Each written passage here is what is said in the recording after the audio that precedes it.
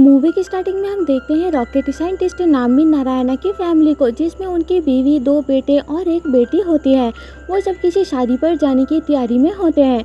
तो नामी की वाइफ मीना सब लोगों को टाइम से शादी पर पहुंचने के लिए कहती है। नाम भी अपने घर से मंदिर जाते हैं क्योंकि आज उनके लिए इम्पोर्टेंट दिन होता है। नामी का एक बेटा बस से कहीं जाने के लिए निकलता है और उसकी बेटी भी अपनी जॉब के लिए निकलती है। मीना भी शादी पर पहुंच जाती है, पर नामी के मंदिर पहुंचने पर सब उसे अजीब नज़र से देख रहे होते हैं और मंदिर का पुजारी उसे आरती देने से मना कर देता है। मीना को शादी पर कोई ठीक ढंग से नहीं मिलता और उसे उस शादी से बाहर निकाल दिया जाता है। नामी की बेटी पर कोई गोबर फेंक के चला जाता है और नामी के बेटे के दोस्त बस में उससे दूर जाकर बैठ जाते हैं और उसी बस पर लोगों की भीड़ हमला कर देती है।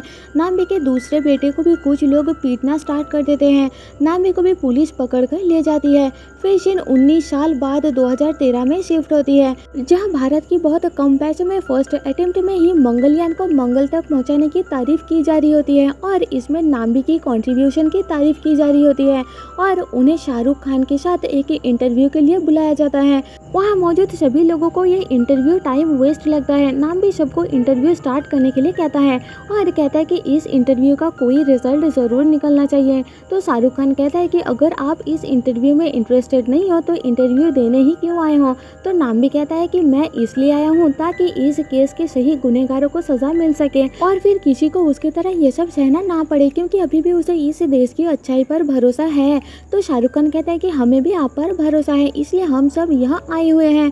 तो इंटरव्यू शुरू करते हुए शाहरुख खान नाम्बी से विक्रम साराभाई के बारे में पूछते हैं, जो कि नाम्बी के स्टार्टिंग के टाइम में इसरो के डायरेक्टर और उसके गुरु होते थे।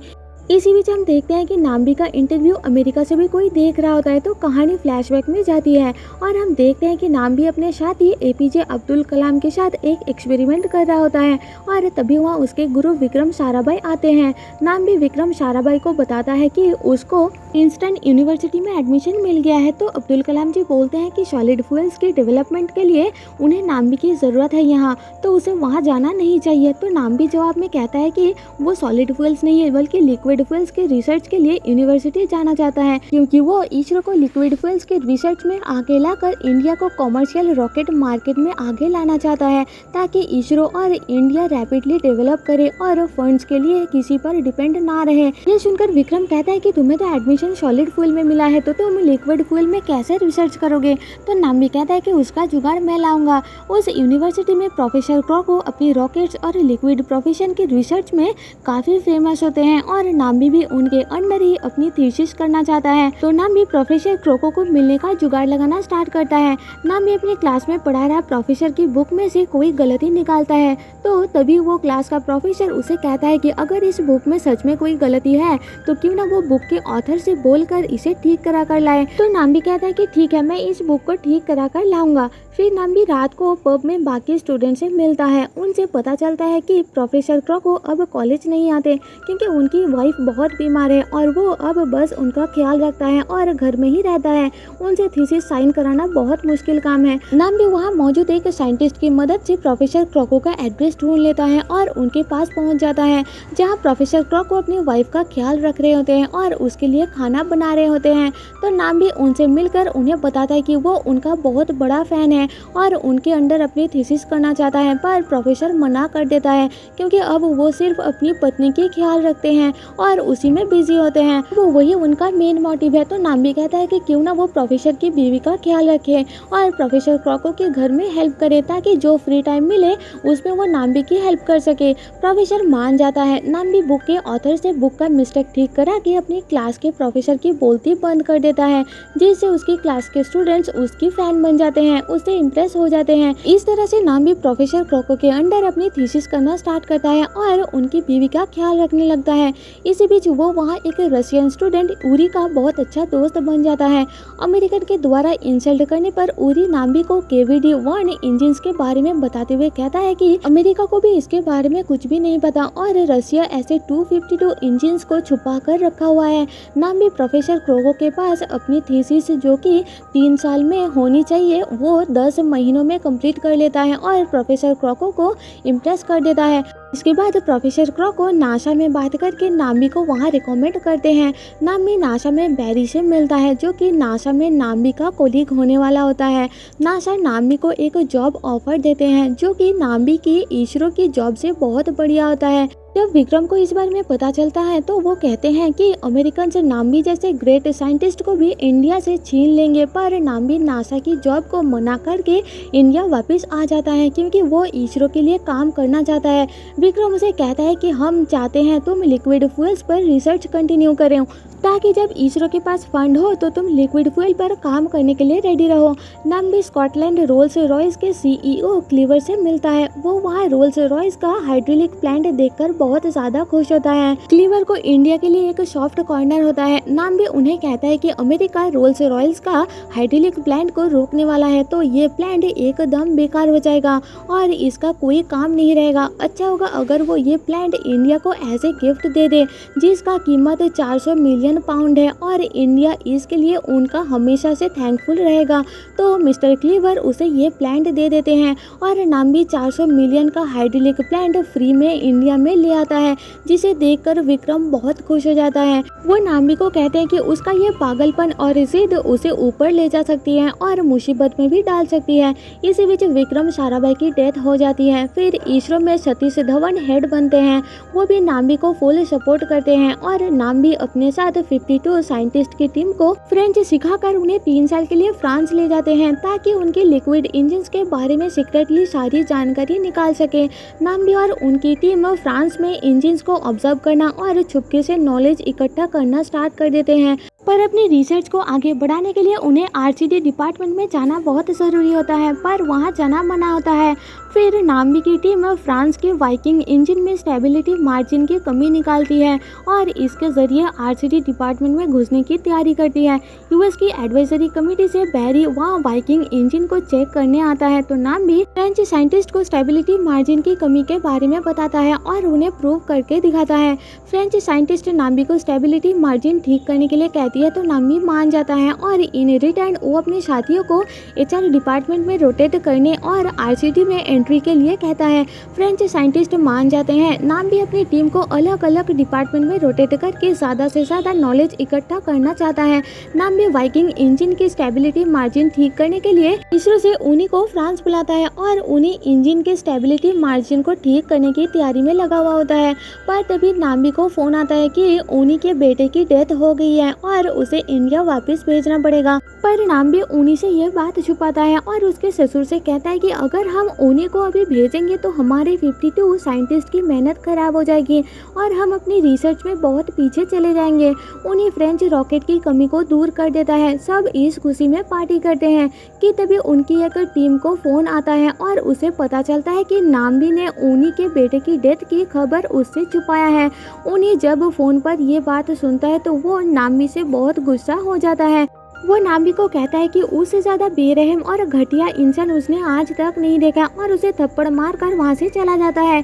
इतने में उनके बाकी साथी भी वहाँ आ जाते हैं और नाम्बी को कहते हैं कि उसने बहुत गलत किया। तो नाम्बी कहता है कि उसे किसी से कैरेक्टर सर्टिफिकेट नहीं लेना। जो उसका साथ देना चाहते हैं वो यहाँ रुक सकते हैं, बाकी सब वापस जा सकते हैं। यहाँ सेशन इंटरव्यू पर शिफ्ट होती है और नाम्बी बताते हैं कि इतनी नॉलेज के होते हुए भी उन्हें पहला लिक्विड इंजन बनाने में 8 साल लग गए क्योंकि इंडिया के पास फंड नहीं थे।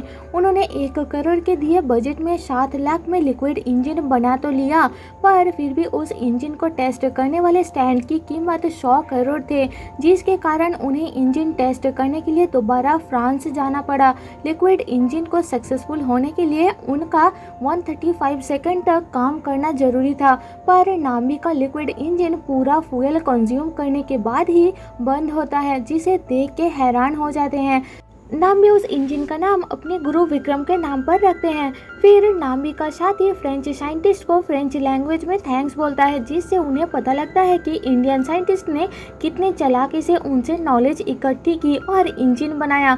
फिर हमें इंटरव्यू में बताया जाता है कि विक्रम इंजन कैसे इंडिया के बड़े बड़े प्रोजेक्ट्स का पार्ट बना। हम भी बताते हैं कि लिक्विड इंजन के सक्सेस के बाद इंडिया को कॉमर्शियल सैटेलाइट मार्केट में आने के लिए क्रायोजेनिक इंजन पर काम करना बहुत ज़रूरी था, पर क्रायोजेनिक इंजन बनाने में बहुत टाइम लग जाता, इसलिए नामी ने क्रायोजेनिक इंजन को बनाने की जगह इंपोर्ट करने की सोची।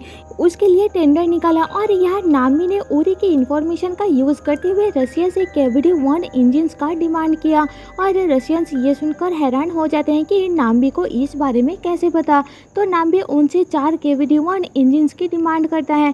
रशियंस अपनी पूरी इकोनॉमिकल कंडीशन के कारण मान जाते हैं, पर शर्त रखते हैं कि डील में इंजन का नाम नहीं लिखा जाएगा। रशिया से क्रायोजेनिक इंजन की डील के बाद नाम्बी पार्टी में फिर से बैरी से मिलता है। तो बैरी पूछता है कि तुम यहाँ क्या कर रहे हो। तो नाम्बी कहता है कि ऐसे ही किसी काम से आया था। तो बैरी नाम्बी को अपने नासा छोड़ने के डिसीजन के बारे में पूछता है। तो नाम्बी उसे देशभक्त का रीजन देता है। इधर अमेरिका को KVD इंजन के बारे में पता लग जाता है, तो रशियंस इंडिया को इंजन देने से मना कर देते हैं, पर नाम्बी उन्हें पूरा पेमेंट देने का कहता है और चारों इंजन एक साथ उठा लेंगे, वो भी इंस्टेंटली।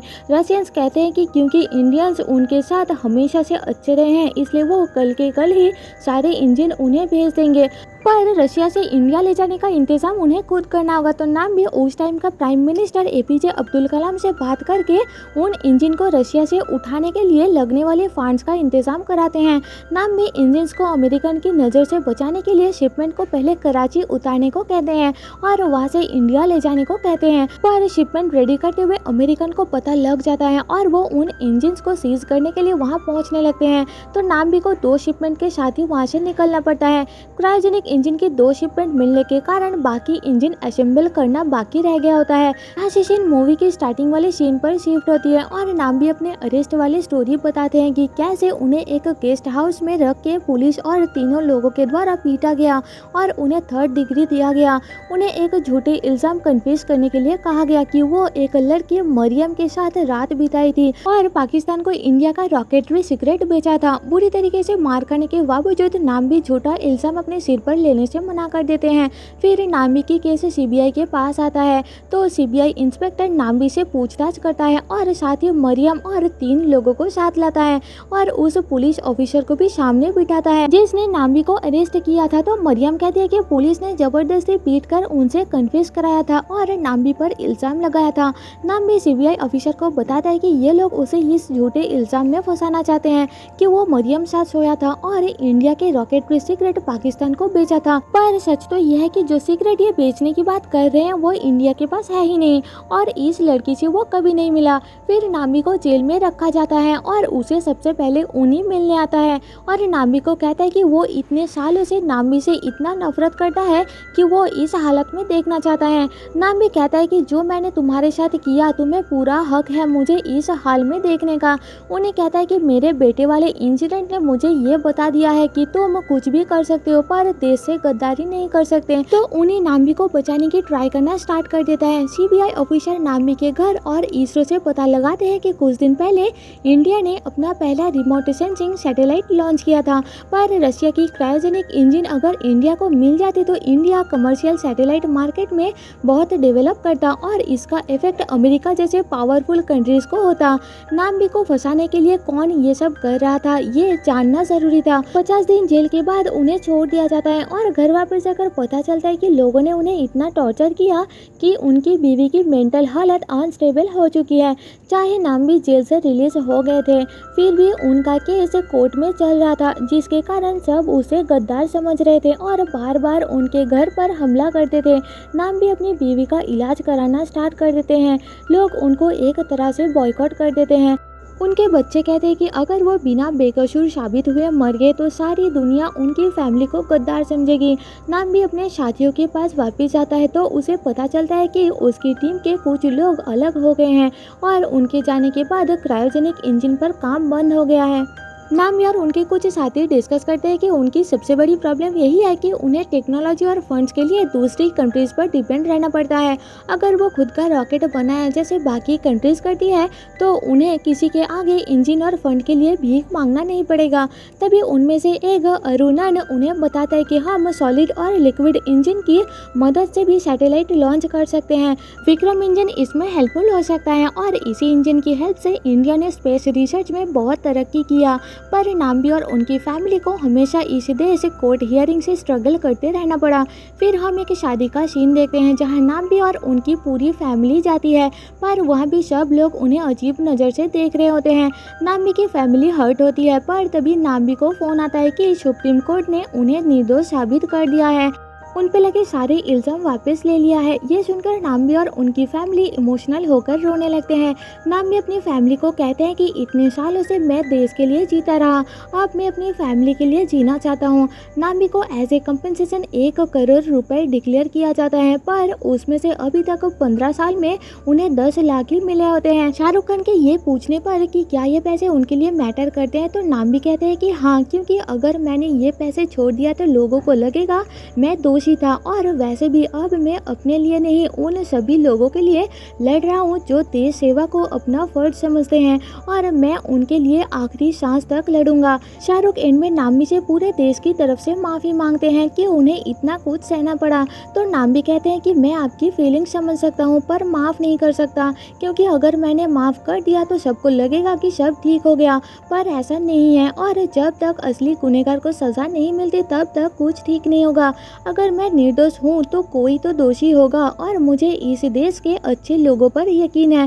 फिर इंटरव्यू खत्म होता है तो हमें एंड में दिखाया जाता है कि बैरी ही स्टार्टिंग से इनका इंटरव्यू देख रहा होता है। एंड में बताया जाता है कि 2018 में नाम्बी नारायणा को सुप्रीम कोर्ट ने निर्दोष डिक्लेयर कर दिया था, और 2019 में उन्हें 3rd highest award Padma Bhushan से सम्मानित किया गया था, और मूवी यही खत्म हो जाती है। तो दोस्तों, जाने से पहले आपसे एक रिक्वेस्ट है कि एक्सप्लेनेशन पसंद आई तो प्लीज़ मुझे सपोर्ट करने के लिए चैनल को सब्सक्राइब और वीडियो को लाइक कर देना, जिससे मेरे चैनल को ग्रो करने में काफ़ी मदद हो जाएगी। मिलते हैं आपसे मेरे नेक्स्ट वीडियो में, तब तक के लिए stay safe and tata bye bye.